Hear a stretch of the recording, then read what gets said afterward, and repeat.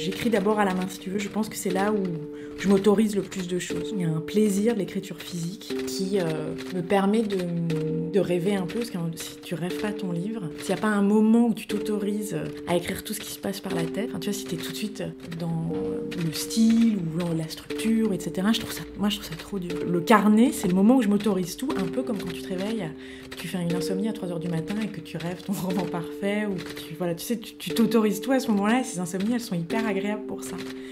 Et après, je vais passer à l'ordinateur.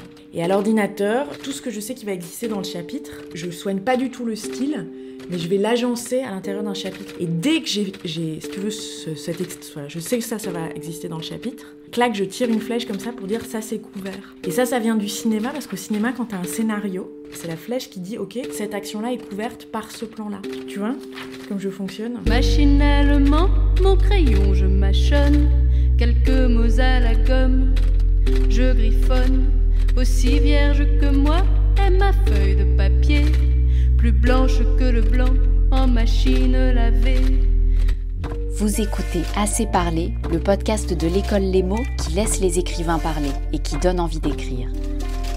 Les Mots, c'est une école d'écriture qui a été fondée en 2017 par Élise Nebout et Alexandre Lacroix sur une idée simple mais innovante, écrire s'apprend.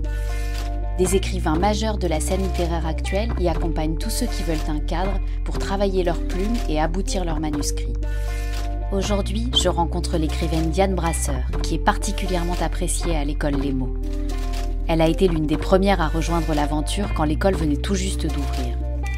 Il faut dire que l'idée d'animer des ateliers lui plaisait d'autant plus qu'elle en a fréquenté elle-même quand elle était adolescente. Entre-temps, elle a roulé sa bosse. Elle est devenue romancière, script pour le cinéma. Elle a tourné plus de 30 longs métrages avec de grands cinéastes et a publié 3 romans aux éditions Alary, dont Les Fidélités, traduit dans plusieurs langues, et le tout dernier, La Partition, une merveille parue en 2019. Et malgré ce rythme effréné, cette vie à 1000 à l'heure entre littérature et cinéma, ce qu'elle aime plus que tout, c'est repenser à ses débuts, ses premières fois, les premiers ateliers d'écriture, les premiers manuscrits. En un mot, les souvenirs, son lieu préféré.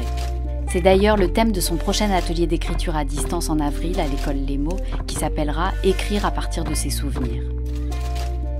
En parlant de souvenirs, je m'en souviendrai longtemps de cette rencontre avec Diane Brasseur. Nous sommes au début du mois de mars 2020, c'est le premier jour ensoleillé depuis des lustres à Paris. Et c'est aussi, je le saurai après, l'un des derniers avant l'appel au confinement général, lié au coronavirus qu'on a tous traversé ensemble, chacun chez soi.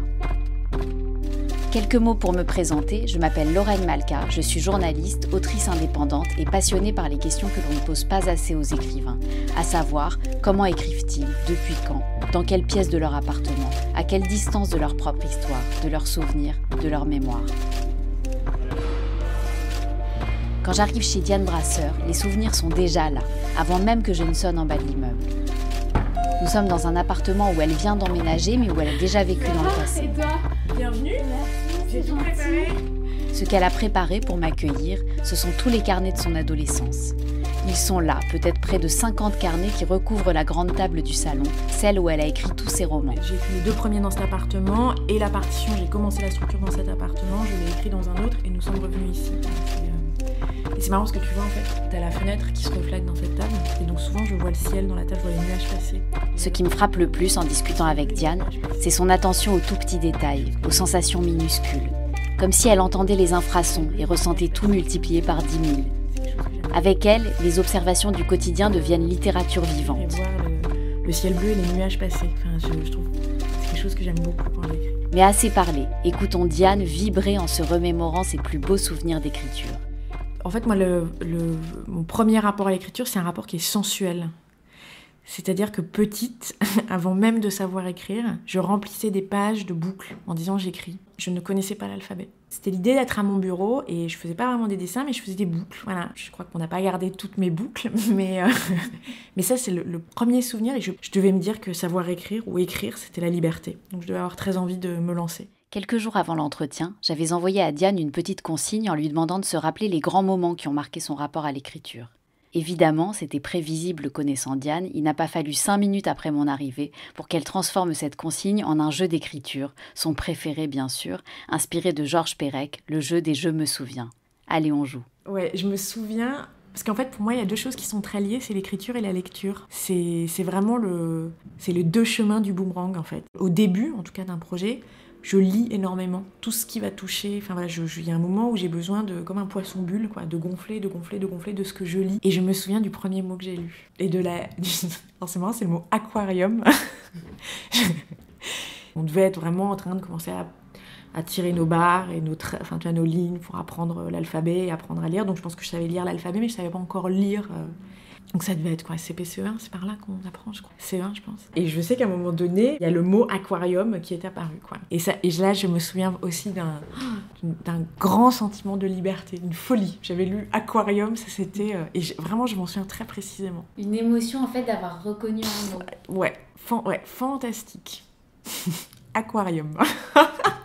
Et je me souviens aussi d'un moment qui a été important. Avant de rentrer en 6e, ma sœur aînée m'a offert la 6e de Suzy Morgenstern. Et j'ai lu la 6e et j'ai compris qu'un livre, ça pouvait être un miroir. Puisque c'est la narratrice rentre en 6e et c'est son année de 6e. Et que moi, c'est ce que j'allais vivre. Je me souviens de l'impact de ce roman sur moi. Généralement, quand les auteurs disent ça, c'est toujours des très grands romans. Ou des très grands films. Quand ils ont eu un choc, ils te parlent de Godard ou de Proust. Moi, je parle de la 6e de Suzy Morgenstern. Mais c'est vrai qu'à ce moment-là, j'allais rentrer en 6e et je me souviens que la lecture de ce livre m'a touchée profondément. Et est-ce que tu penses qu'à ce moment-là, tu t'es dit que tu avais envie d'écrire ? Oui, en fait, moi, très petite, ouais, je disais que j'allais écrire, que je raconterais des histoires plus tard. Je pense que longtemps, j'ai cru que ça allait être le cinéma. J'ai pas renoncé complètement à ça, donc à écrire des scénarios. J'ai même pas renoncé du tout. Mais en fait, c'est plus simple d'écrire un livre que d'écrire un... Enfin, t'as besoin d'une feuille de papier et de ton stylo et tu peux y aller. Alors on y va. Avec Diane, l'histoire commence vraiment à 14 ans. C'est à cet âge-là qu'elle a suivi son tout premier atelier d'écriture mené par l'une de ses profs de collège. Une révélation. C'était Mademoiselle Battiston, ma prof de lettres, qui l'animait. Et c'était génial. On buvait des litres de café à 18h. On grignotait, on mangeait des cakes. En écrivant, elle nous donnait des consignes. Et je me souviens d'une consigne qu'elle avait donnée que je n'avais jamais réussi, et que j'avais pas réussi à faire. Et je me demande si un jour j'y arriverai. Et c'est marrant parce que hier, j'ai animé un atelier à l'école Les Mots et je leur en ai parlé. En fait, elle nous avait donné une phrase, il fallait suivre. Enfin, ça devait être un l'incipit d'un roman. Je ne sais même pas de quel roman il s'agit. C'était « Elle connaît le bonheur dans ses grandes lignes, pourtant elle n'a jamais osé le vivre. » Il fallait continuer. Et je n'ai jamais réussi à écrire un texte là-dessus. Pourtant, cette phrase, je la trouve très inspirante. Et parfois, je me dis, je devrais donner ça en atelier pour voir comment eux vont y arriver, parce que moi, je n'ai pas réussi à... Et après, tu as continué à faire des ateliers? Alors après, j'ai fait un autre atelier, moi qui s'appelait l'atelier du verbe, et j'ai rencontré quelqu'un qui a été très important pour moi, qui s'appelle Karine Tercier, qui est une autrice. Il y a des choses que j'ai fait avec elle en atelier d'écriture qui sont dans mes romans. Et je me souviens d'ailleurs, elle nous avait fait faire une liste. Et depuis, moi, je travaille beaucoup sur les listes. Et ça vient d'elle, le goût des listes. Et elle nous avait fait écrire une liste dans mon roman Il y aura. Et j'ai gardé cette liste dans mon roman Il y aura, où j'avais 24 ans. Alors bon, il y a des trucs qui m'ont fait beaucoup rire, qui étaient le côté très noir. Dans mon roman, il y aura des gens qui ne sont pas amoureux, mais qui vivent ensemble. Il y aura une longue séance chez le psy. Il y a des trucs très bons. Voilà.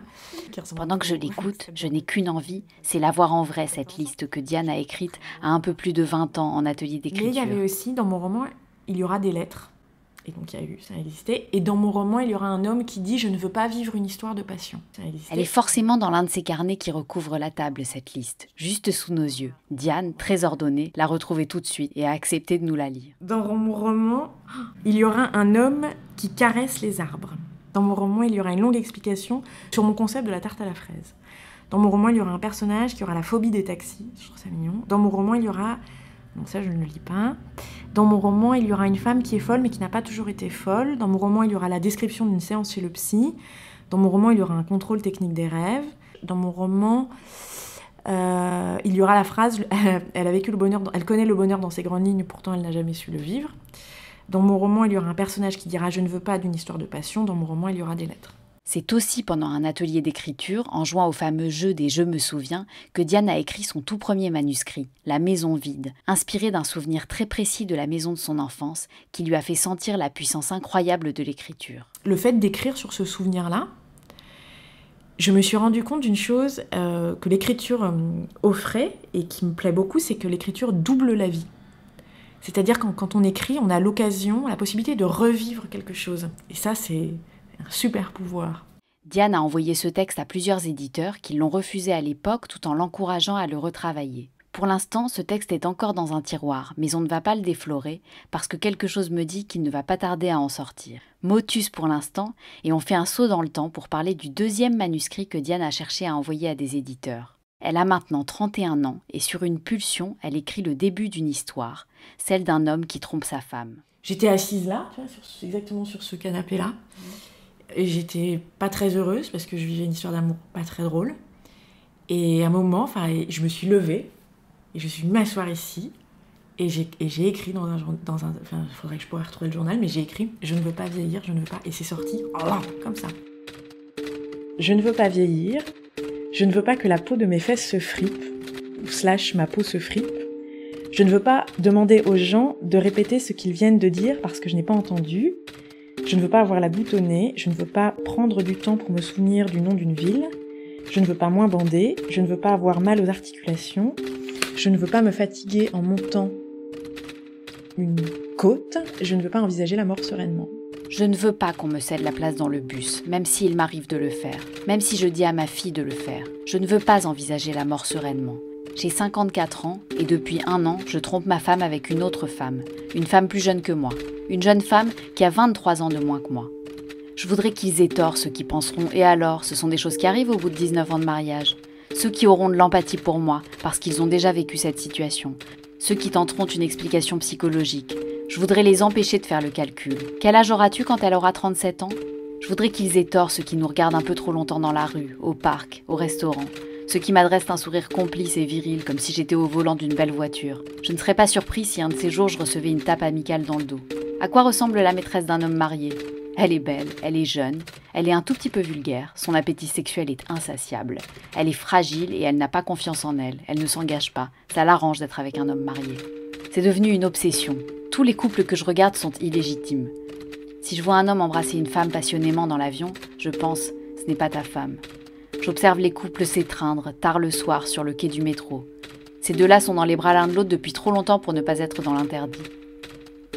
J'imagine leurs conjoints respectifs. Je n'aime pas le mot « maîtresse ». Je l'associe à la voix nasillarde de mes camarades de classe à l'école primaire. J'ai une maîtresse, j'ai une liaison, je suis infidèle. Je le répète mentalement plusieurs fois par jour pour m'en convaincre. J'ai l'impression de penser à la place d'un autre homme. Donc quand j'ai envoyé les fidélités, c'était le dernier jour de tournage d'un téléfilm que j'avais fait parce que j'étais vraiment fauchée. Nous sommes donc 2 ans plus tard. Diane a terminé son manuscrit en partant des phrases de son journal intime qu'elle vient de nous lire. Elle l'a envoyé à plusieurs éditeurs, et la suite, vous la devinez, mais Diane la raconte avec une telle intensité que ça vaut le détour. Et ce jour-là, donc j'étais dans le métro, je prends la ligne 4, et mon téléphone sonne, et c'était Denis Gombert, de Service des manuscrits de Robert Laffont. Je savais que le premier coup de téléphone, quand un éditeur téléphonait à un auteur qui avait envoyé un manuscrit, disait « Est-ce que votre roman a été déposé dans une autre maison d'édition ?» Et je me disais cette phrase, mais je rêve de l'entendre, c'était vraiment la phrase, le Graal. Et donc, je reçois ce coup de téléphone le soir sur la ligne 4, et c'était un message. On était tombé directement sur ma messagerie. Voilà, nous avons donc bien reçu votre manuscrit X, parce que les fidélités s'appelaient X à l'époque. Guillaume Allary, qui dirige la Maison Nil, est très intéressé. Nous voudrions savoir si votre roman a été déposé dans une autre maison. Pouvez-vous me rappeler ? Et je me souviens de physiquement, ce que j'ai ressenti, ça a été tellement fort, mais tellement fort. Je crois que je suis devenue toute rouge, au point qu'un autre passager m'a demandé si je ne faisais pas un malaise. Et si je voulais pas m'asseoir, je dis non, non, non. Et l'attente pour arriver jusqu'à Barbès-Rochechouart, descendre, venir ici et rappeler Denis Gombert, mais c'était interminable. C'est bien que j'avais failli descendre, l'appeler sur le quai. Bon. Et finalement, j'ai attendu, je suis arrivée ici et, pour qu'il me donne rendez-vous 1 semaine plus tard avec Guillaume Allary. Guillaume Allary a publié Les Fidélités en 2014 et c'est aussi chez lui qu'elle a publié son 2e livre, Je ne veux pas d'une passion, et le tout dernier, La Partition, un roman très ambitieux qui raconte l'histoire vraie de sa grand-mère, Kula, en partant de la gigantesque correspondance que celle-ci a entretenue avec son fils Bruno pendant 6 ans sur un rythme de 3 lettres par semaine, soit près de 1000 lettres en tout. La façon dont elle a écrit ce roman, à partir d'un matériau existant, en découpant et en collant des extraits de lettres, des post-it, sur les murs et le sol de son appartement, ressemble à un travail de couturière. Il faut le voir pour le croire, et au moment où je vous parle, j'ai sous les yeux les photos que Diane me montre de cette magnifique fabrique artisanale. Alors là, en fait, c'est pas les lettres qui sont accrochées à mon mur, les lettres, elles étaient dans des classeurs, et moi, dans des carnets, j'ai noté plein d'extraits, et je mettais des post-it sur les lettres, mais je savais quand je lisais les lettres, je disais, ok, ça m'intéresse, donc je le notais avec la date, et en fait, à la fin, je me suis retrouvée avec un certain nombre d'extraits de lettres qui m'intéressaient. Donc d'abord, j'ai agencé les extraits de lettres, et après, t'as le nom du chapitre, et après, t'as le chapitre que je construis avec des post-it. Extrait de lettres, chapitre que je construis avec des post-it. Voilà. Ça, c'est par ça que t'as commencé ? C'est par ça que j'ai commencé, et ça m'a pris 6 mois. C'était un moment un peu inquiétant, parce que les gens me disaient, tu écris en ce moment ? Et je n'avais pas écrit une ligne. C'est-à-dire que, entre le moment où j'ai tout lu, donc le fait de tout lire, déjà, c'était long. Et après, le fait de faire ça, donc t'es avec mes petits post-it, c'était très organisé, quoi. Bien sûr, tu notes des choses sur tes post-it, mais c'est pas des grandes phrases. Enfin, c'est des idées, c'est des scènes, surtout, essentiellement. Et donc, j'avais pas écrit concrètement une ligne, si tu veux. Et on disait, tu écris en ce moment ? Et je disais, bah oui. Et j'avais l'impression d'être c'était une imposture, puisqu'en fait, j'écrivais pas vraiment, je collais des post-it sur... Mais heureusement que je suis passée par ce long travail. Et finalement, symboliquement, la rédaction a commencé. À un moment donné, je veux dire, le plan, je le connaissais par cœur. Donc, je pense même que je me suis un peu... il y avait un peu de la complaisance à relire ce plan, à changer de post-it de place. Peut-être que j'étais un peu intimidée à l'idée de me lancer. Et donc, à un moment donné, voilà, après, à un moment donné, on a déménagé, en fait. La dernière chose que j'ai enlevée dans cet appartement avant de déménager, c'est que j'ai décollé les post-it. Et quand on a emménagé dans l'autre appartement... je me suis mise à écrire. Voilà, je me suis lancée. Donc tu vis en plus, tu ne vis pas seule. Donc il y a quelqu'un qui partageait les post-it. Oui, mais sans les lire. Ça, c'était super élégant. Il les avait pas lus. Et après, quand j'ai commencé à écrire, je pense que j'ai eu besoin de me faire un cocon. Et en fait, j'avais collé plein de lettres, de photos, de cartes qui m'évoquaient. En fait, j'avais fait vraiment ce petit cocon où je m'étais entourée de l'écriture de Bruno, de Kula, de tout ça. Là, c'était pas le plan par contre, mais je m'étais entourée de tout ça pour écrire. C'était quoi alors, ces papiers-là ? C'est les lettres. C'est les lettres. Ça, c'est les lettres, ouais. Et quelques photos que j'ai trouvées après, les cartes, un arbre généalogique, parce que la famille était quand même compliquée. Voilà. Et j'avais besoin d'avoir leur écriture sous les yeux, quoi. Parce que donc, on raconte tout à l'envers, là, mais tu t'es inspirée pour ton dernier roman, La Partition, de la vie de ta grand-mère. Oui. Comment ça s'est passé ? T'as trouvé une lettre ? Donc, en fait, je savais que cette correspondance existait. J'ai eu du mal à la trouver, ce qui m'a donné envie de la trouver, bien sûr. Et je me souviens du texto de ma mère qui m'a dit « Avons retrouvé les lettres de Bruno ». Et la joie d'avoir de savoir qu'on avait ces lettres. Et puis donc au début, quand j'ai commencé à les lire, c'était vraiment je lisais 6 heures par jour, hein, c'était beaucoup, quoi. Mais sinon au début, j'étais pas sûre que j'allais trouver quelque chose. Je me disais finalement ce sera peut-être des lettres d'un fils qui raconte ses journées à sa mère sans plus, quoi. Jusqu'à ce que je tombe assez rapidement sur une lettre où Bruno dit à sa mère voilà, je ne serai jamais un artiste, alors que Bruno veut devenir pianiste. Et il dit, je ne deviendrai jamais un pianiste, je suis un érudit, je vais devenir un professeur. Et il se dit ça à 21 ans. Et moi, c'est un sujet qui me bouleverse, en fait. Et je pense que c'est pour ça aussi que j'aime animer des ateliers d'écriture, parce que je pense que c'est complètement faux. Et je pense que tout le monde peut écrire, tout le monde a quelque chose à raconter. Enfin, je pense que cette décision-là, elle, pour moi, était impossible. C'est comment il a pu s'empêcher. Comment il ne s'est pas autorisé à devenir pianiste alors qu'il voulait devenir pianiste. À l'école Les Mots, Diane Brasseur est connue pour s'investir à 200% dans ses ateliers d'écriture.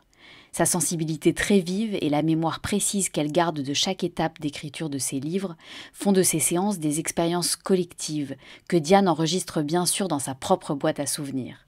Par exemple, le tout premier atelier qu'elle a animé, dont elle n'a rien oublié. C'était un dimanche matin. Le dimanche matin, c'est une très bonne sélection. C'est vraiment c'est ceux qui en veulent, quoi. Ceux qui sont là le dimanche matin à 10h, ils veulent écrire. Donc je me suis retrouvée avec un groupe, mais de warriors. Ils étaient hyper bons. D'ailleurs, parmi eux, il y en avait un qui avait déjà publié. C'était chouette parce que c'était mixte filles-garçons. Ça allait de 18 à 77 ans. Il y avait 2 jumeaux espagnols, mais qui écrivaient divinement bien. Enfin, ils écrivaient tous super bien. Le niveau était... Et sais pas si tu as remarqué, enfin moi mes 2 premiers romans, le style est très sobre, les phrases sont très courtes, ce qui n'est pas du tout le cas du 3e. Et donc j'ai découvert des styles avec des phrases beaucoup plus amples, beaucoup plus de lyrisme, c'était beaucoup plus fantasque. Et donc c'est marrant parce que je les emmenais souvent vers une certaine sobriété, et en même temps, eux, ils m'emmenaient aussi vers un univers que je connaissais pas, quoi. Je sais qu'il y a des règles que tu aimes transmettre. Est-ce que tu peux en donner quelques-unes ? En fait, c'est pas des règles. C'est-à-dire que encore une fois, j'essaye de casser certains préjugés où je pense qu'on a une mauvaise idée quand on se dit qu'il faut beaucoup de temps pour écrire. Alors oui, c'est certain, quand on se lance dans l'écriture d'un roman, c'est toujours mieux d'avoir beaucoup de temps, mais en même temps, je sais, et ça, je le fais vraiment travailler en atelier, et ils sont eux-mêmes surpris, ils peuvent écrire des très bonnes choses en très peu de temps. Mais parfois, même en 10 minutes. Je leur donne des consignes, je leur donne 10 minutes d'écriture. Je sais que les mères qui écrivent, donc les femmes qui ont des enfants et qui écrivent, c'est quelque chose qu'elles savent. J'en ai parlé avec une autrice. À un moment donné, quand son bébé dormait pendant 3/4 d'heure, qu'elle avait 3/4 d'heure devant elle, elle avait 3/4 d'heure. Et elle était efficace tout de suite. Moi, parfois, il m'arrive de me lever, de me faire un thé, de rêvasser, d'aller regarder 2-3 bêtises sur Internet. Et j'ai gâché 20 minutes, et en fait, 20 minutes, c'est énorme. Donc, il y a ça. Il y a aussi le principe de se mettre tout de suite au travail. Oui, dès le matin, quand je me réveille, comme quand on va au sport. C'est-à-dire ne pas repousser, quoi. La fameuse procrastination qui est pour éviter ça, parce qu'on a toujours quelque chose d'autre à faire, c'est ne pas réfléchir. En fait, souvent le matin, je me lève et je me mets à écrire tout de suite. Ouais. Son prochain atelier d'écriture, il se déroule donc en avril, à distance, et s'intitule « Écrire à partir de ses souvenirs ». J'ai essayé d'en savoir plus, de connaître quelques consignes d'écriture en avant-première, mais cela n'a pas été facile à obtenir. En fait, moi, j'aime pas donner les consignes à l'avance, parce que j'aime bien les prendre par surprise. Je pense que parfois, plus on cogite, plus on réfléchit, plus on pense aux enjeux et moins on écrit. En fait, dans l'écriture, si j'ai remarqué, en tout cas, moi, en ce qui me concerne, je doute, en ce moment, par exemple, le plus quand je n'écris pas. Mais dès que t'es dans l'action, dès que t'écris, dès que t'as les mains dedans, en fait, là, les doutes se taisent. Donc c'est pour ça que l'écriture, je pense que c'est quelque chose qu'il faut pas trop intellectualiser, anticiper. C'est de l'action, écrire. Donc voilà, c'est pour ça que moi souvent je révèle d'ailleurs, je révèle très peu le contenu de mes ateliers, j'essaye de toujours les prendre un peu au dépourvu, mais néanmoins, on parlait de la maison vide, alors je m'inspire beaucoup en fait de ce que moi je vis, de comment j'écris, de ce qui m'a inspiré, donc je me dis ça m'a inspiré, ça peut peut-être les inspirer, et donc je leur fais décrire une pièce de la maison de leur enfance. Et souvent, la magie opère, c'est-à-dire qu'ils décrivent la pièce, mais ils ne décrivent pas que ça. Donc je leur demande d'être très concrets, de voir la pièce, les détails. Je leur demande toujours d'être extrêmement concrets. Ça doit être très pénible d'ailleurs, parce que je dois répéter le mot concret très souvent. Mais voilà, je demande une description concrète des meubles. Vous pouvez poser le meuble, le frigo est là.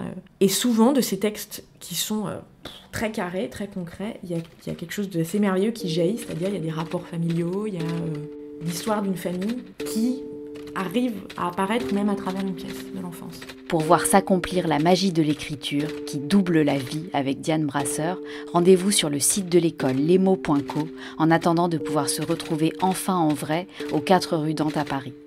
Prenez soin de vous surtout, gardez le goût de lire, de vous souvenir, de rêver et surtout, si ce podcast vous a donné envie d'écrire et de parler, on est là pour vous lire et pour vous écouter. À bientôt. Faut-il fumer des drogues, draguer des femmes pour avoir des machins à écrire? Dois-je fumer du crack, que craquer pour des femmes, pour devenir une machine à écrire?